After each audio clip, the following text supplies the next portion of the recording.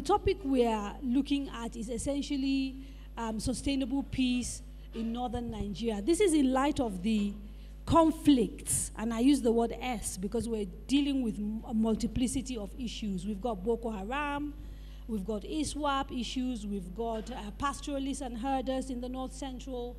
We're dealing with ethno-religious conflicts which have gotten much worse as a result of all these other pressures.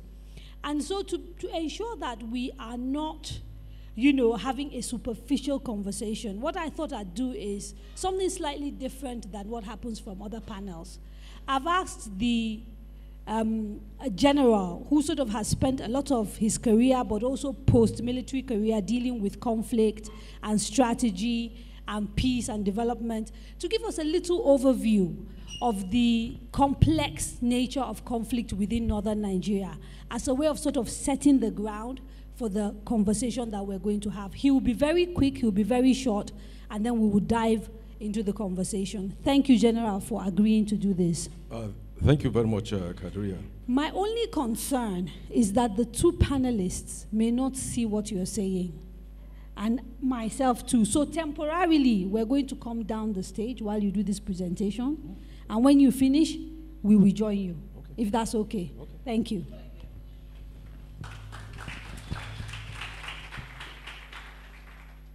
So I'll quickly go, just to lay the foundation, that to begin to chart a pathway towards sustainable peace in northern Nigeria from its present protracted and multifaceted security challenges, it will be important to highlight and discuss the context fundamentals of the region against the principles of peace and development nexus, that without peace there is no development. Next slide, please.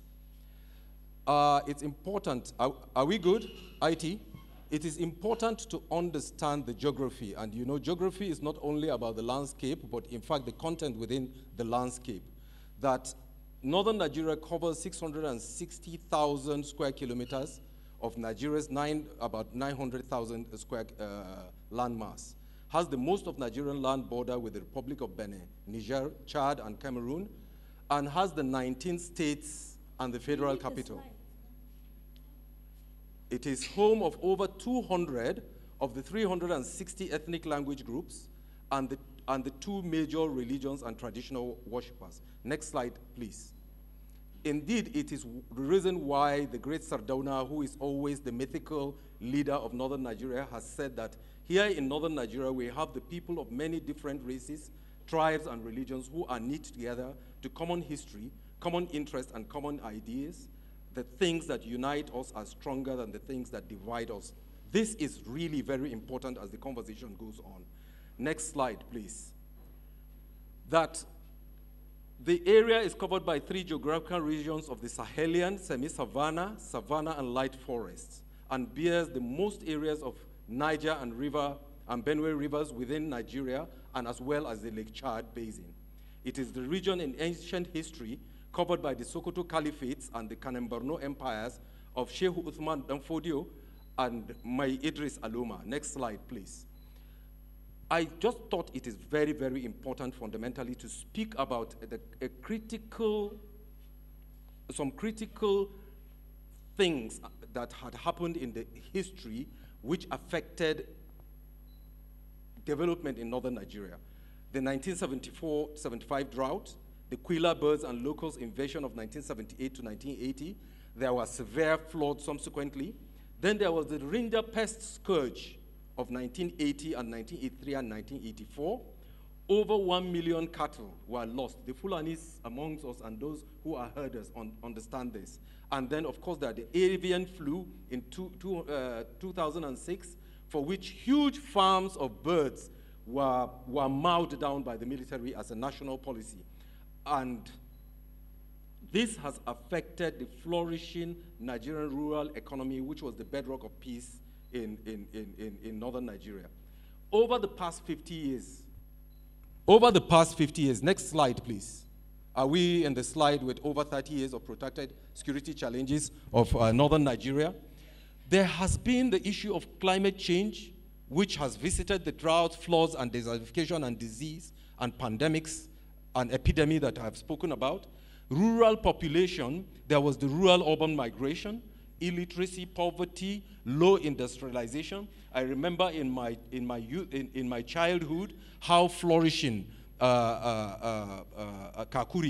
Kakuri industrial estate was, and we moved from here to Kanu. Bompai was huge, then suddenly there wasn't. Youth bulge and unemployment is here with us. Social malice, early marriage, male street children. I don't want to call them Almajire because there isn't Almajiranchi anymore in Nigeria. There is Bara. There is vagrancy and despondency. Lack of public infrastructure in rural and urban areas, illicit arms and light weapons trade, human trafficking and slavery, illicit drugs. It keeps on going. All regulated transhumans, cattle rustling, herders, farmers conflict, sectarian crisis, which are around ancient grudges and grievances, suspicions and hatreds. Government deficit and lack of social mobilization. Then, of course, the big one which Kadaria had introduced, terrorist Islamic insurgency, starting from Maitatsini in the late 70s into the Taliban of Yobe, Boko Haram, and now the ISWAP. Kidnapping and banditry, which is a big thing around this geography. Next. But we are always, whenever we talk about the problems of Nigeria and indeed of northern Nigeria, we tend to think that we are an island. We aren't. We are also a subset of the Sahelian problem, which straddles from Mauritania up all the way to Eritrea. And you know, all these are at the coastline of the Sahara Desert. And what problems which I have listed are very, very similar, except for coups, which will never happen in Nigeria. So you can see that we share in what the sub-region also suffers, yet not an excuse. Next slide, please. We used to have a very, very prosperous rural agro-based economy. I used to remember people could go to Hajj, people could buy pickups and do stuff. There were cash crops in the famous Kano pyramids, granules, cotton. I'm sure this will touch Kadaria very much because Kusau was big. The Gusau Funtua axis, all of us know, everybody was rich and was good. And this is why I have my debate about education, literacy, and prosperity. You know, that is another point. Shea nut, jute, beniseed, and when you come to animal products, hide and skin, meat, mineral resources, and from Jos, tin and columbite, potash and limestone, gold, precious stones. And then, of course, the main traditional occupation of the rural communities in northern Nigeria were vastly disrupted recently, and there was a degradation of the thriving rural economy. Next slide, please. The slide to the region with the highest on risk factors and lowest in most critical sectors of the development index in Nigeria. It is there for those of us who are geographers to see that for every development index you look at about Africa, about the sub-region, or about the nation, northern Nigeria falls within the lowest or the highest of risks. Next slide, please. I want to bite a little because I am very emphatic about the neglect of rural development. And are we on the slides on the realities that evade elite attention? Good. That there is an assumption, especially amongst us, the urban elites, that crime is not just an urban, there are realities. But these are captured by my colleague, Vicky Shekato. You know, she is a criminologist, which says crime is not just an urban problem, as we have seen today. That low crime rates in rural areas do not equate to no problems. That rural areas, there is an assumption, which, like not, that rural communities are homogeneous. They are not. They are heterogeneous. Rural areas are in constant transformation. Really? Yes. You know, there were villages you used to pass, which were villages of 200 people. They are now villages of 1,000 people. Although in Nigeria, there is hardly a village, especially in the northeast and the northwest, where a 500 population or 1,000 population exists anymore in the hinterland, except on the roads. That indeed the nature of rural areas influence crime. Ungoverned spaces. That is where all the bandits and the terrorists are. That you have a perceived safety, that perceived safety is unequal. It permeates. the commodification of security in rural areas is taking place. It was very, very interesting. I'll borrow again from my sister, Kadaria. Her visit to Mambila. There are motorcyclists, you know, who will ride you through because they know the security gaps, you know, that will take you through. And when your car breaks down, there are the local boys who will securitize your vehicles and so on and so forth. This is happening. Crime prevention is urban-centered, which is true. In my village, Shandam, in Plateau State, the whole of the policemen in Shandam, a village, a town of almost 50,000 people, we don't have up to 30 policemen. We don't. And those ones are in the Emir's palace with the chairman of the local government and his wife and their children. An intersectional gender perspective of safety in rural context is needed. Women and children suffer a lot in the rural areas. Crime and safety are important dimensions of sustainable rural development. My Honorable Samuel Aruwan will tell you best about this. Now, we have a national culture of militarizing every symptom. Next slide. We have a national culture of militarizing every symptom of development. Because the military is the most effective and mobilizable instrument that we have as an element of national power. So the only tool we have, effective tool we have in the box is the military. Yesterday when the Voiceless movie was showing, there was that whenever things happen, it is after that police and military will come. I was very, very sensitive about that, but it's true. But our militaries are overstretched, and the police, and they are confronted by challenges of capacity and capabilities, lack of adequate quick reaction enabler platforms. Honorable Aruwan will tell you what it takes to traverse a terrain where at 2 p.m. he is called in Abuja to intervene in a village that is 20 kilometers out of Kafanchan. We have an import dependence for all types of arms, ammunition, and munitions. You will find out that our soldiers, even in the northeast, will hardly have 60 rounds of ammunition to expend in a day. Poor intelligence gathering and dissemination, light footprint of security forces in the rural area, I've expressed that. Poor border security. Next slide, please. But recently, you know, I like to give it to my guys. There's an increase and sustained military action on presidential order, particularly air operations with measurable successes since after the 5th July 2022 Kuje prison's attack. I do not have to go into the pictures. They speak for themselves, you know. And even the governor here has spoken very, very elaborately and has praised the military and the police for their action. So good is coming, okay? In my conclusion, I would say that while the kinetic military solution is being prosecuted as a priority of stability, are we on my last concluding slide? The assured lasting solution is good governance that will be delivered along the sustainable development goals. It is, however, important to concurrently continue with the robust military and law enforcement campaigns over the festering violent, extremist, and criminal security challenges in northern Nigeria if sustainable peace, which is the purpose that we are sitting on this panel, is to be achieved for the region. Thank you very much. How well did I do? Thank you. My mic isn't working. Hello. Thank you very much, General. And I think we should go home. He has dealt with the issue comprehensively. He's diagnosed the problems and has told us what he thinks the solution is. So. But no, on a serious note, there's a little bit of data I'd like to share before I start the conversation, which he didn't cover.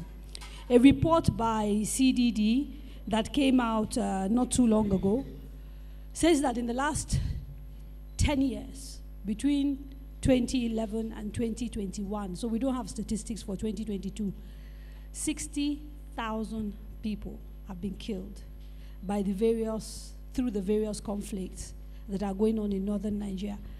60,000, that's like 6,000 people every year. To all intents and purposes, this is a region that is actually at war. We're not talking about indirect death. So we're not talking about the 325,000 children under 5 who've died in the Northeast because of hunger, because of malnutrition, which are direct results of the war. We're talking about people killed by non-state actors that are involved in one conflict or the other. And so it tells you that this is a serious problem. So let me start with the man who I think on an everyday basis deals with these issues and sees firsthand.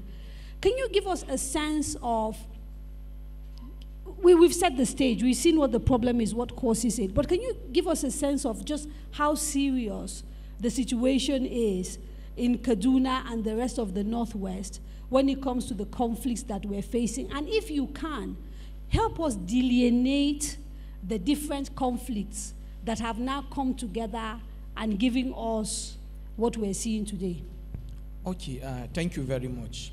Now, following the footstep of the general, I like to build up my submission here. Well, there used to be a problem in northern Nigeria. The problem was largely ethno-religious crisis.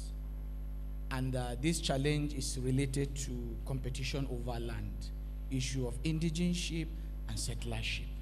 And if you also look at the politics of First Republic, you know, the competition between the Northern People's Congress and the formation of a United Middle Belt Congress, side by side with Northern Element Progressive Union, you will agree with me that the issue of religion and ethnicity has been an old issue in Nigeria. And linking it to what he said, to Sir Ahmadu Bello, that was in 1959 Christmas, when Sir Ahmadu Bello went to Jos, the headquarters of Sudan Interior Mission, where he was talking about unity, where he was talking about the fact that the North is a complex region when we have peoples of different faiths, different background, and it is important that we respect ourselves, that our unity is our strength.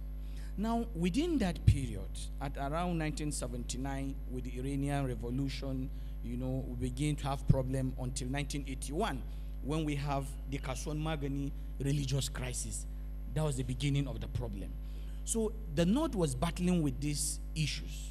Suddenly, in 2009, July, we now have the Boko Haram crisis. Yes, we had the Maitatsine, but the Maitatsine crisis did not really consume lives, you know, like what we experienced with the Boko Haram. Now, as we're having this problem, grappling, you know, we have inadequate footprint of our security architecture, so to say. I'm talking about numbers, so to say. So along the line, we have the banditry. Now, as it is today, we have about 5 or 6 basic and crucial security problems. The armed banditry, the issue of Boko Haram, ISWAP, and Ansaru, the issue of proliferation of small arms and light weapons, you know. Now, these problems that I have mentioned, they have also crippled critical sectors, threat to education, threat to healthcare service delivery, threat to food security, threat to social cohesion, threat to rural economy, you know, threat to life, to animal husbandry, you know, threat to everything. Now, imagine before this issue of banditry and Boko Haram became more severe, over 10 million children are said to be out of school.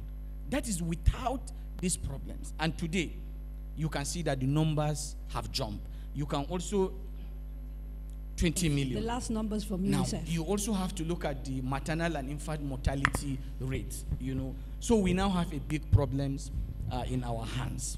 So the second leg of the question is, you are asking me to look at what do we do? No, I was asking if you can sort of help us give a sense, and I know we talk about these things in general terms, yes, but I'm kind of trying to, because we're sitting in Kaduna, yeah, from the outside, there's fire on the mountain. Yes. We managed to come in and try and have a life that is as normal as possible, and I want to hear from someone with the authority to say so without inflating numbers. Yes, how bad the situation really is. In 2020, 937 people were killed in Kaduna State.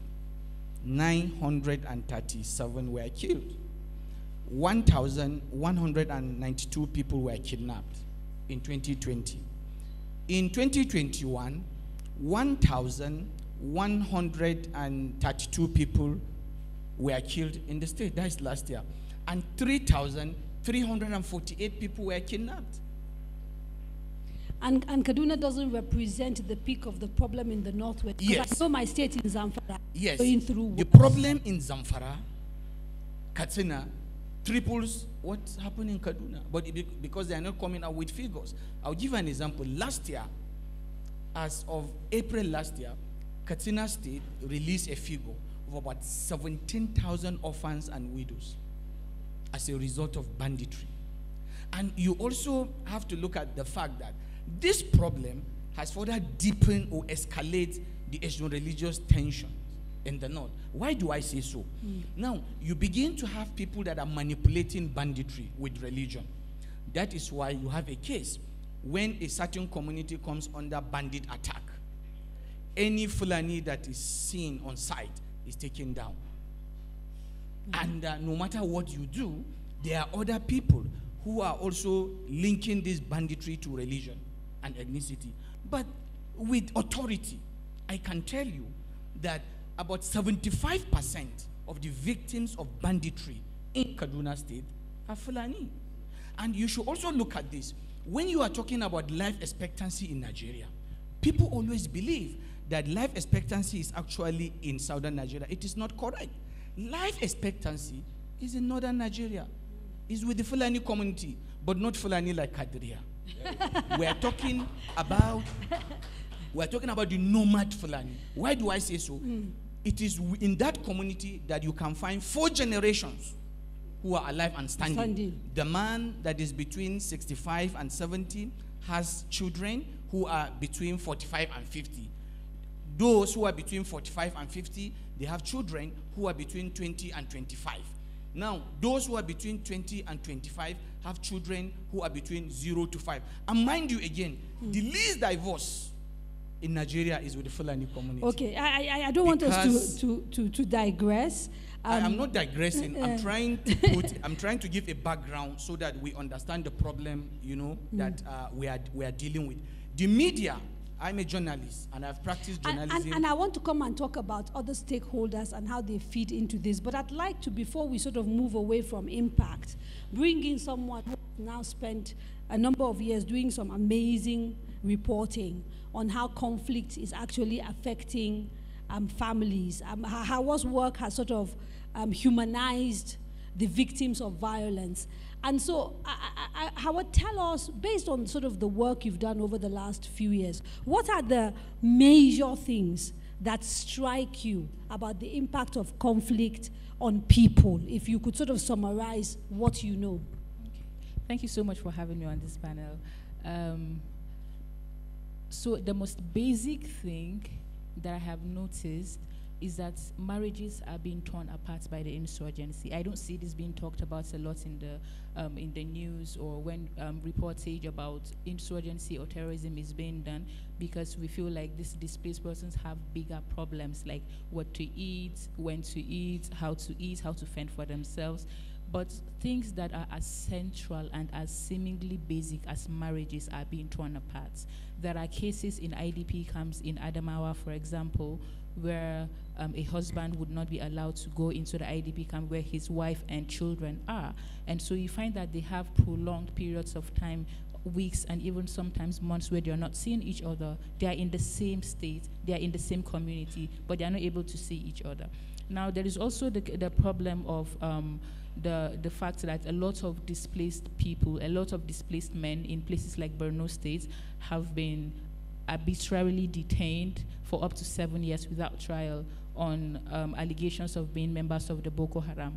Now, a lot of these people were fleeing the insurgency themselves in places like Kumshe, places like Boboshe, Andara. These are people who were fleeing from Boko Haram and coming into the capital city because they heard on the radio that the governor said, if you're able to brave the odds and leave your villages where Boko Haram have started to infiltrate, we will give you protection. And now these families are migrating from these communities at the edge and coming to the capital city, but they are being intersected by state forces and then being detained for up to 7 years. As we speak, there are people who have been in detention since 2014 and are still in detention. Now, the consequences of this is that, one, it inflates the number of Boko Haram defectors that security forces are documenting. Because when they look at all of these people who have been detained, they call them Boko Haram defectors or even Boko Haram terrorists. But again, these are displaced persons, these are displaced men who are fleeing the terrorism themselves. So now you have thousands of families scattered across IDP camps in Borno State. You have a child who has never seen his father before, because at the time his father was detained, he had not been given birth yet. His mother was still pregnant with him. And so the consequences of this is that it's not just the insurgency that is now tearing lives apart, it is the approach that we're using to fight the insurgency. So how, just like the general said, one very serious problem that I say all the time is that there is a heavy militarization of the conflicts in northern Nigeria. In Nigeria, really generally, the military is the answer to everything, but you can't always rely on the military, because what that means is that you do not get a holistic approach to fighting the insurgency. You leave education aside, you leave development aside, you do not build resilience in the minds and spirits of the people who have been affected by this conflict, especially when you have cases where the actual defectors are being, whenever they surrender to the state authorities, they are not really being punished, and then they are being infiltrated back into these IDP camps. So you have a case where victims are seeing the people who put them in that situation with no sense of justice at all. What that does is that it weakens the spirits of these people. We do not have any structure for transitional justice in northern Nigeria. Now, I'll give you one last example. There was a woman who called me one day from an IDP camp in Maiduguri, and she said her husband they had been hungry for days, they hadn't eaten, and her husband wanted to go towards the Alo Dam and to get firewood that he could sell. Now, the Alo Dam in Borno is mainly surrounded by non-state actors, particularly ISWAP.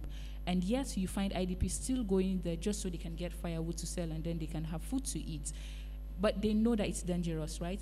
And then a few days later, she called me again. She said her husband went to Alo Dam to get firewood, and he was captured by members of ISWAP. And they wanted to send him on an errand. They gave him money to buy him food supply, to buy them food supplies and some things. And he collected the money because he was scared that they would kill him. And then he came back home and he told her, "This is the money that these people have given me, and they're sending me on an errand." And so they were in a sort of dilemma. Of course, he could not get the supplies and give to them, because he also stood the chance of being captured by CJCF or even the military. And he could also not just keep the money because they would find him. At the end of the day, he got the resources, the supplies, and then took it to them. Of course, he was captured by the CJCF, because every time you see people around the Alo Dam and they have supplies, it just goes without saying that they have been used by ISWAP members as errand boys. And then 3 days later, she calls me and she's wailing, and she said the Nigerian military just brought back the dead body of her husband. They had killed him in detention. So how do you build resilience in the mind of Falamata, who knows that when non-state actors captured her husband, they did not kill him, but when state actors captured him, they killed him. Nobody tried him to any court. So it's just a wide range of ripple effect, both by non-state actors and the way that the state actors are doing the counter-insurgency approaches. General, thank you very much, Hauwa. Thank you. The work Hauwa is doing is really significant, because we're humanizing the statistics and the victims. You know, normally in the news, they are just numbers. But the stories that she's just told us speak to why it is difficult for anybody to be convinced that the fight against the various non-state actors that are holding Nigeria to ransom, that fight is being won. In your last slide, you sort of showed us headlines and pictures of military men capturing, insurgents, capturing terrorists, etc., and talked about the fact that since the Kuje incident, a lot has been done. When that lot isn't translating into improving social cohesion, into justice for victims, etc., etc. It's difficult for people to then feel that the government is doing well. What are your thoughts regarding some of these shortcomings that we're talking about, which you kind of inferred in your presentation, because we kind of use, a hammer approach and we see everything as a nail? Thank you very much. I must praise my colleagues for the very eloquent and rich interventions which they have made. In war studies, we call insurgencies the long war, because actually, insurgencies are not won by military force. The military force is only meant to provide that gap of stability within which the up to 80% of the solutions, which is developmental, will deal with in a sustainable way. The insurgency in Venezuela, in Colombia, attained a situation of ripeness. It is not by the force of the military. Neither did we see the military solution dealing with the issues in Vietnam, in Afghanistan, and right now we have a protracted situation in the Persian Gulf. So, the point is, the military is a very expensive instrument. And where you have a weak economy, the problem of sustaining the military is an issue. And the military is, in fact, a very finite element. When people speak to me, they talk in terms of, if Nigeria is a nation of 200 million people, why can't we just mobilize 10 million soldiers and policemen? First generation is a factor of the threat, but most of all based on the economy. To kit one soldier for combat, as at today's price, will cost you $40,000. And not to talk his helmet, his vest, his boots, his uniforms. We are not even talking about sustaining his family in the barracks. We are not talking about pension. We are not talking about when he loses his leg, he goes to 44 and he has to be taken to India. So, in order not to really digress so much on this, the military, when I say military, it encompasses all the security architecture. They are instruments of intervention. They are not an instrument of constance. If you have grudges and grievances, the military can never deal with the problems of northern Kaduna and southern Kaduna. It took up and doing governors like McCarthy and the current governor to really understand that the fundamental issues in bringing the people of these two regions close as much as they could, because there are still the problems, is in equitable distribution of development. So this is very, very fundamental. But as much as that is not done, all the military successes, I would always jive at my military, at my land forces friends, because the Air Force is always taking the shine. The Air Force goes to a village, bombs the village, and says we have killed 600 ISWAP. Have you done the ground battle assessment? Are you sure that it was ISWAP? That was, this was how we killed Sheikh 1 million times. and we also eliminated that inconsequential little boy in the Northwest. What's he called again? Turji. That is how we have killed, in your state, we have killed Turji several times.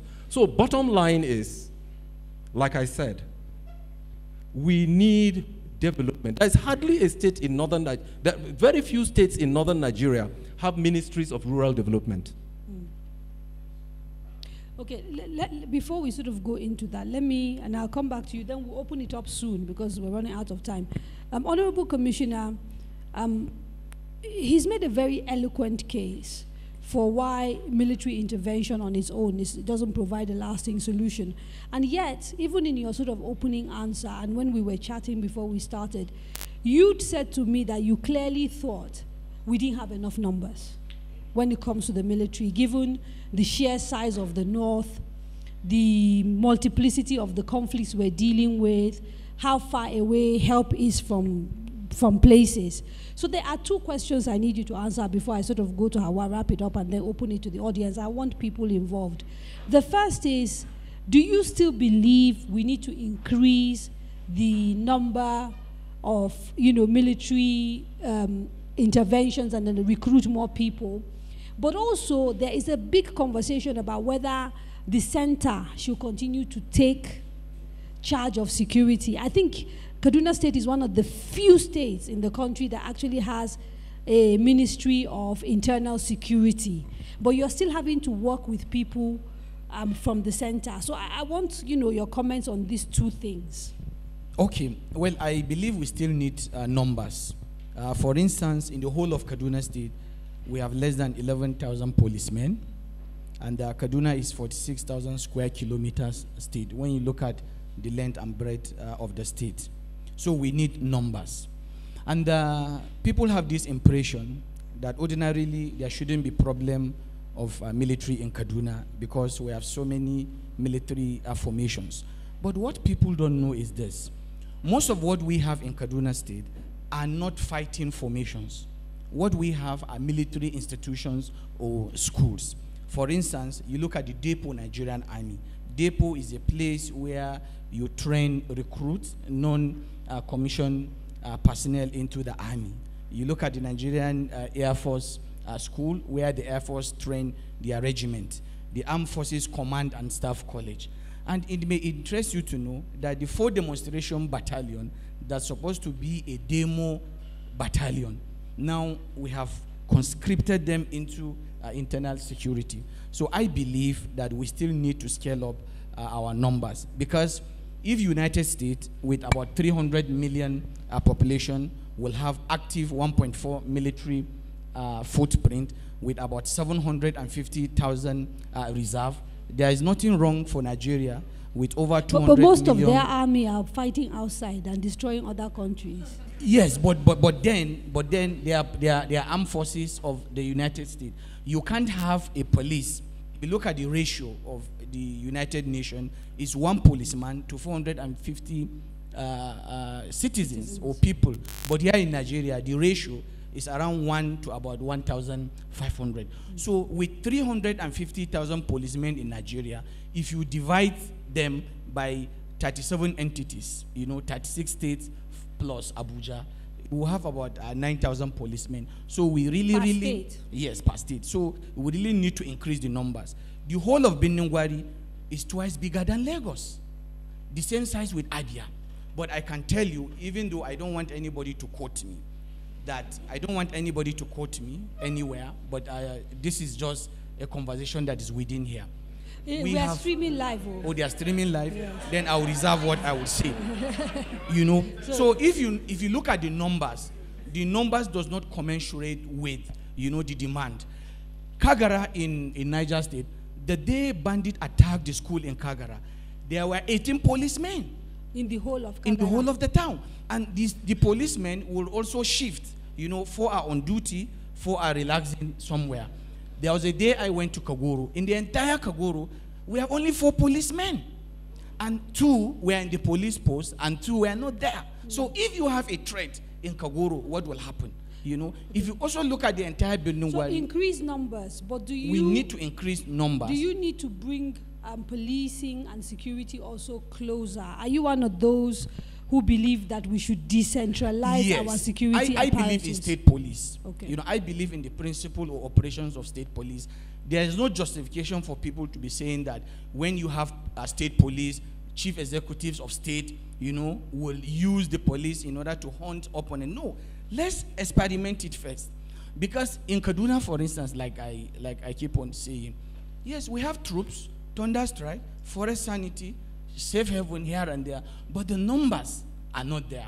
And the governor of the state cannot be able to call the GOC or to call the commanding officer on the ground to say that, look, I have just received information that bandits are hibernating around Kidandan. I need you to go there and get them down. No, he has to get clearance. But if we decentralize security, if we have a threat around Kasuan Magani, the security architecture, the operations, of the state-based security outfit can be able to take care of that.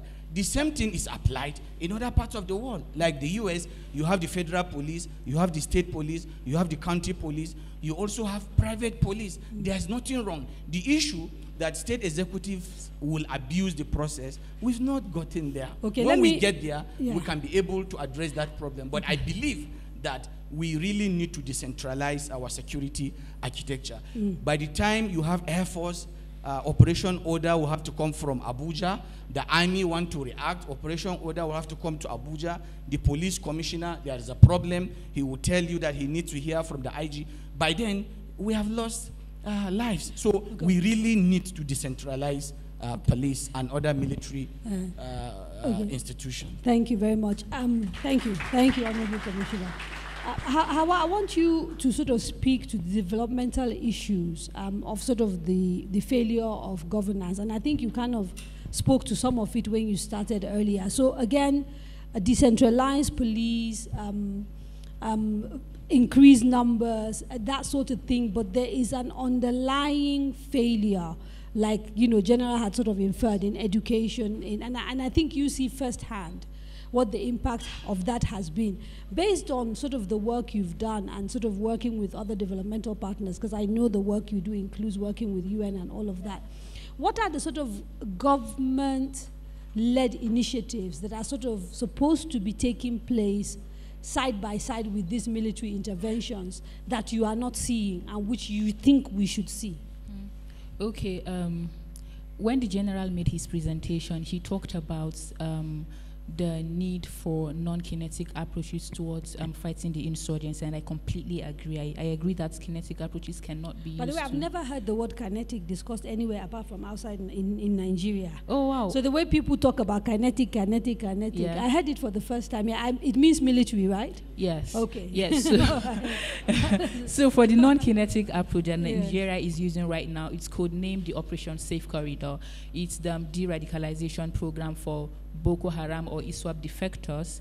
So when these people defect from the insurgent groups and then surrender to the Nigerian state, there is supposed to be a program that engages them and de-radicalizes them and then absorbs them back into the society. So it's codenamed the Operation Safe Corridor. It's taking place in Gombe. Now, over the past few months, about 70,000 people have defected from Boko Haram alone. They've come into state-controlled territories, and the military has admitted that they do not have the capacity to hold these people.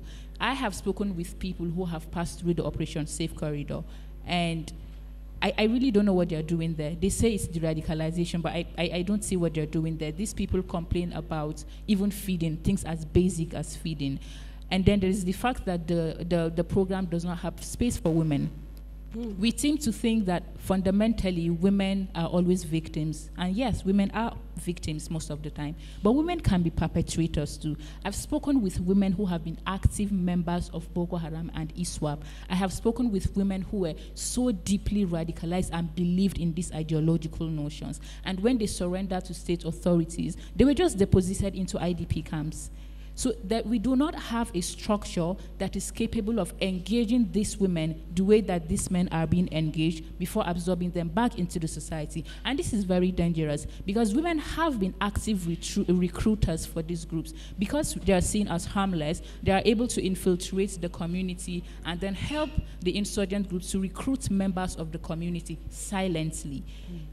I spoke with about 3 women who were, I think so far, the only women who were admitted into the current Operation Safe Corridor that's been, the model that's being practiced. And these women told me that they were required to wear undies outside to prove that they were no longer terrorists. to prove that they no longer had those wild ideological convictions. So it's also not just about creating space for women to be de-radicalized. It's also about doing it very well. Another woman said that because she refused to shake one general's hand, they said, oh, you still have Boko Haram in your head, so you won't be allowed to go home. And she was held there for a further period of about 6 months before they finally released her. So the current program that we have now is you get admitted into the notorious Giwa barracks, the military detention facility, and then it's supposed to last for 6 months, but sometimes it lasts for up to 2 years, and then you get transferred to the Borno maximum security prison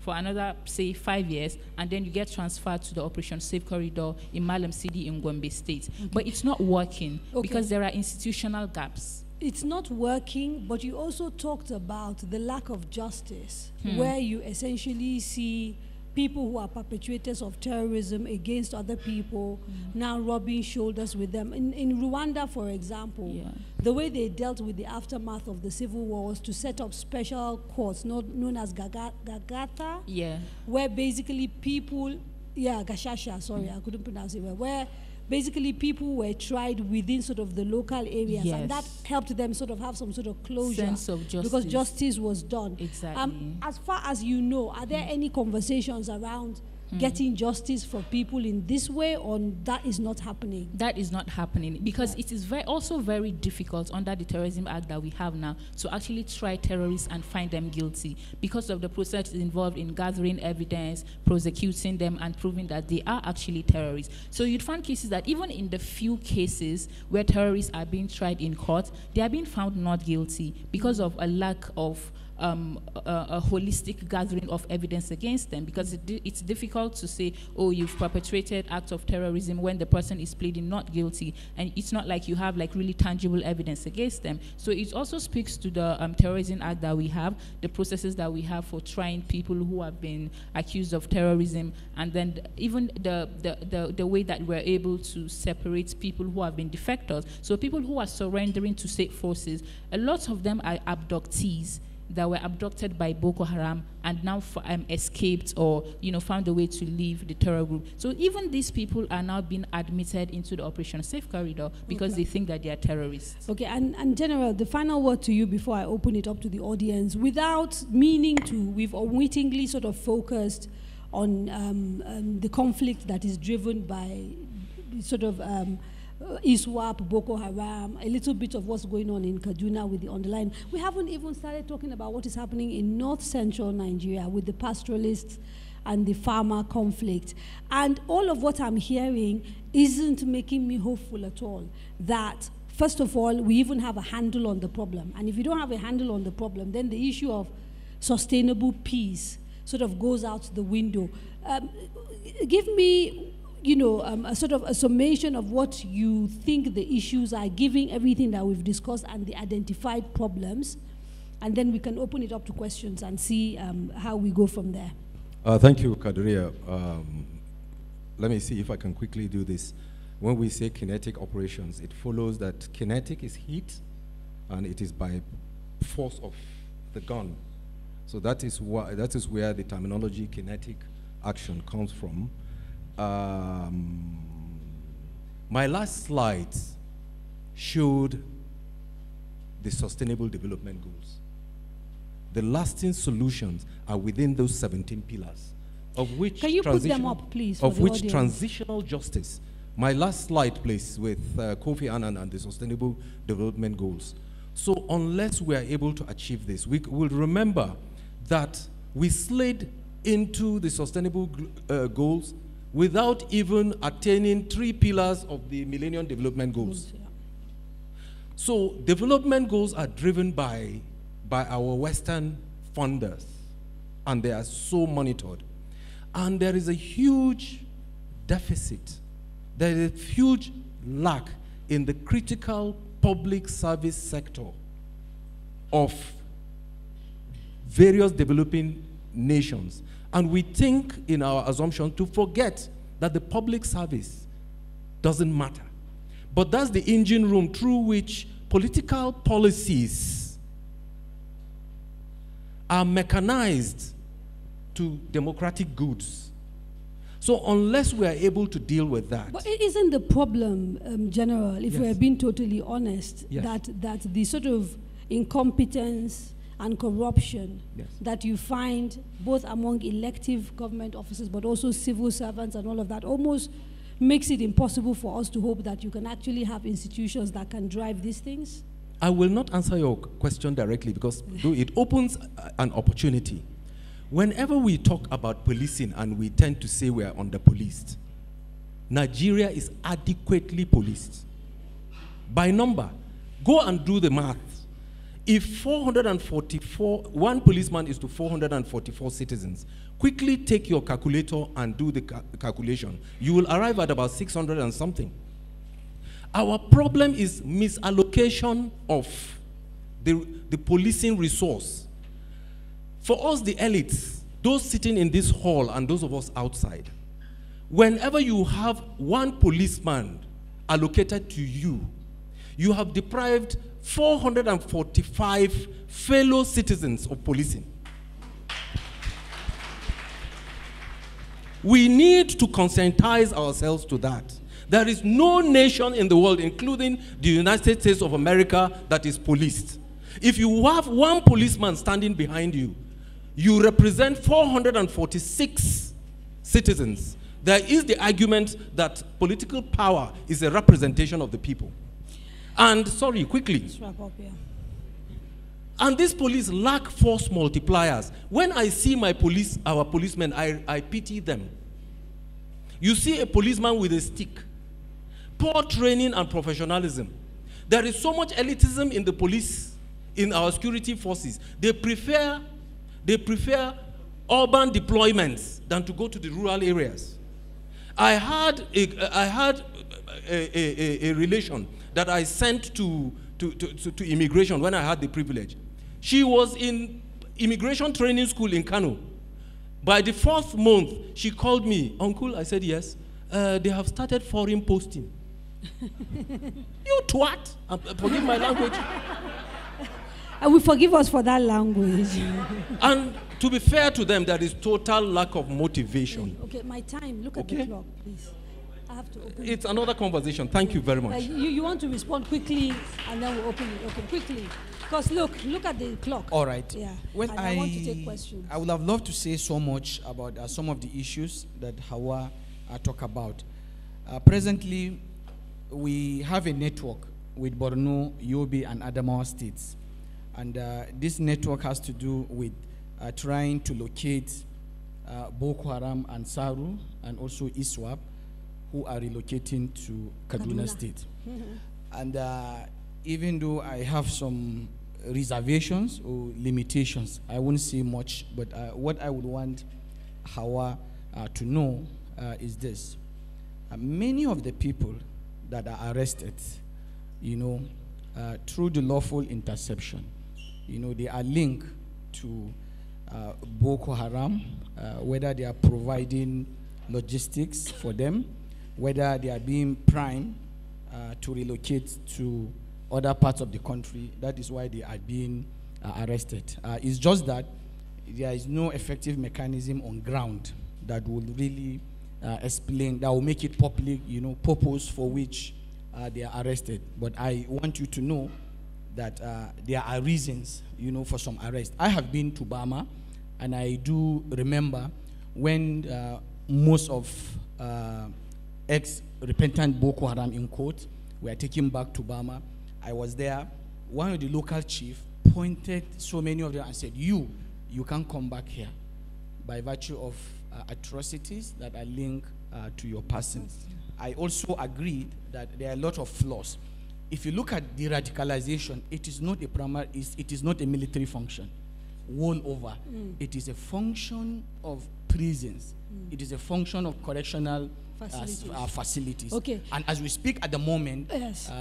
they are trying to tinker with the whole process so that a lot of correctional Honorable personnel Commissioner, will be we always trained there. knew that this subject was going to be really complex, and getting through it easily will be difficult. My clock tells me I have only 5 minutes left. So can I take 3 questions back to back, and then we'll come back to you and see if we can wrap it up. Okay. Good morning, everyone.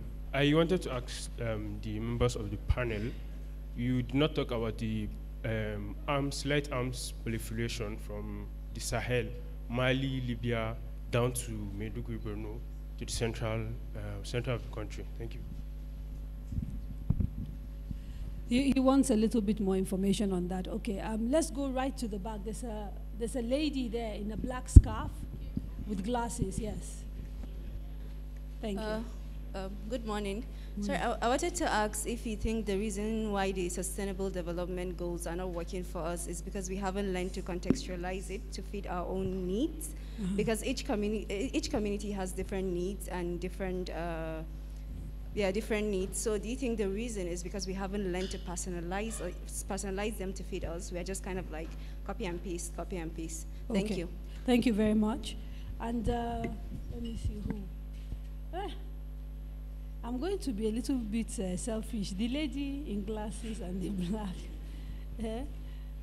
We hardly ever get women speaking, please. Okay, go on. Thank you. My question is to the Commissioner.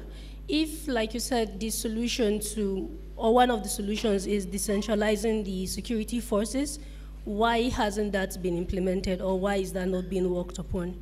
Thank you. And I'll just take one last gentleman, making it 4, so that's 2 women. The man at the back in blue, yes. Thank you. Good morning. My question goes this way to General Saleh. So, sir, my question is, what is the mismatch of funding of the military and its performance? And is funding really the problem of Nigerian military or unpatriotic?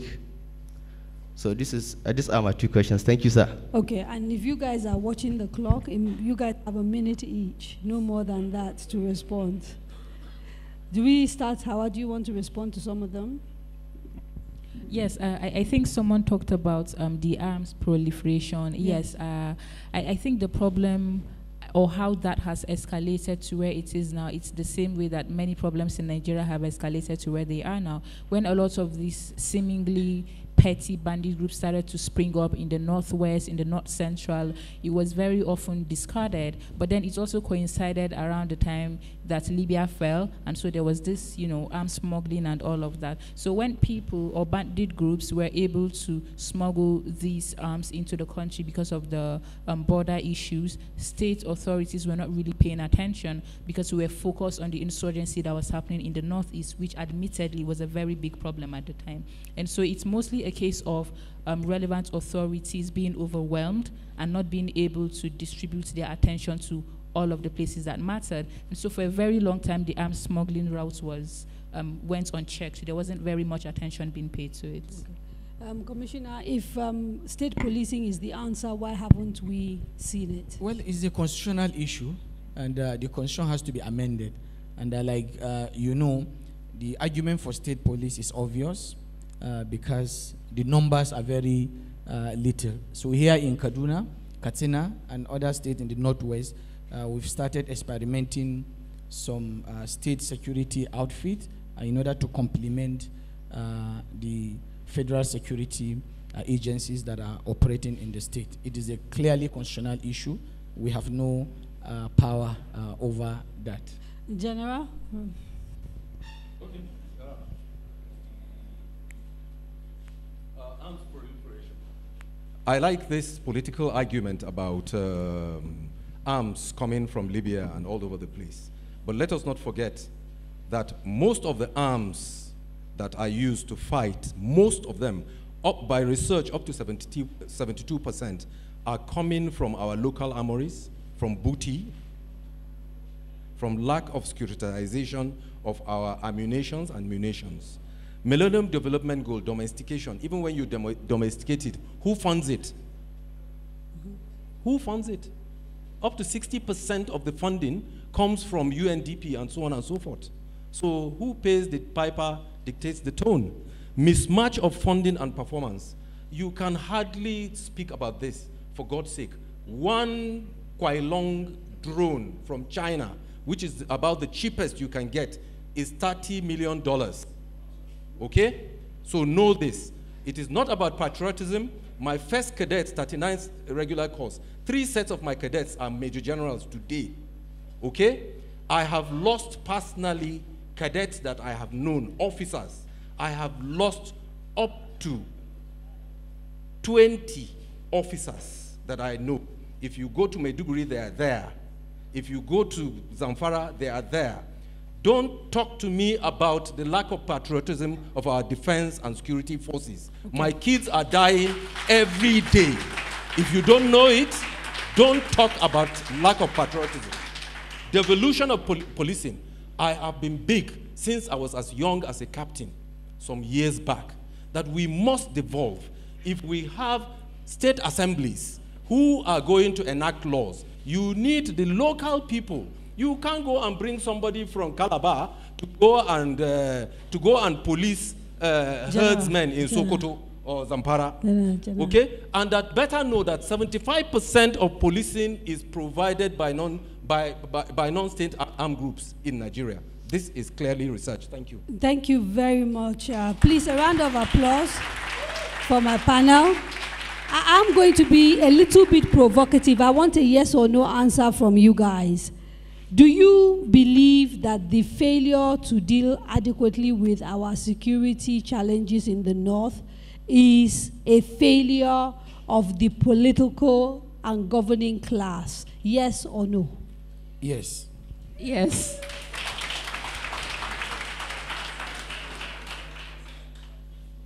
It's an issue of elitism. No. Thank you very much, It's everybody. all of us. Another round of applause for my panel, please. Thank you.